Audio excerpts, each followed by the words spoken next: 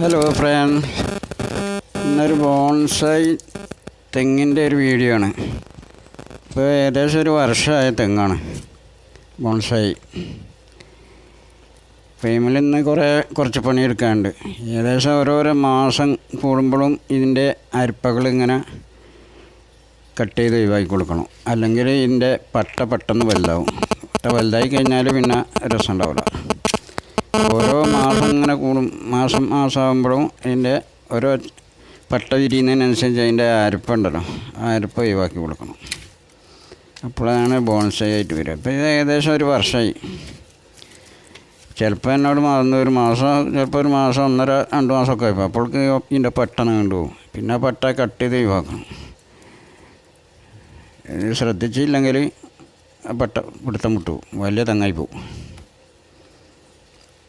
2-3 ഉണ്ടെങ്കിനോ, 2 പോയി, 2 ഉണങ്ങിപ്പോയി. അത് ഈ നമ്മളിതിൻ്റെ അത് അരിപ്പൊക്കെ പൊട്ടിക്കുമ്പോൾ അതിൻ്റെ ഉള്ളിലേക്ക് പറ്റിയാൽ അപ്പോൾ പെട്ടെന്ന് പോകും. അതിന് പൂപ്പൽ പിടിച്ചിട്ട് പെട്ടെന്ന് നഷ്ടപ്പെട്ടു. കുറേ ബുദ്ധിമുട്ടുള്ള കാര്യമാണത്. ശരിക്കും പിടിച്ച് കിട്ടണമെങ്കിൽ കുറേ പണിയാണ്. ഏതായാലും ഇന്നത്തെ ഒരു ചെറിയ വീഡിയോ ഇതിടാന്ന് വിചാരിച്ചു. ഇപ്പം നോമ്പല്ലേ, മറ്റുള്ള പരിപാടിയൊന്നും ഇല്ല, ഇപ്പം വീട്ടിൽ തന്നെ. അപ്പോൾ ചെറിയ വീഡിയോ ഒന്നും ഇല്ല.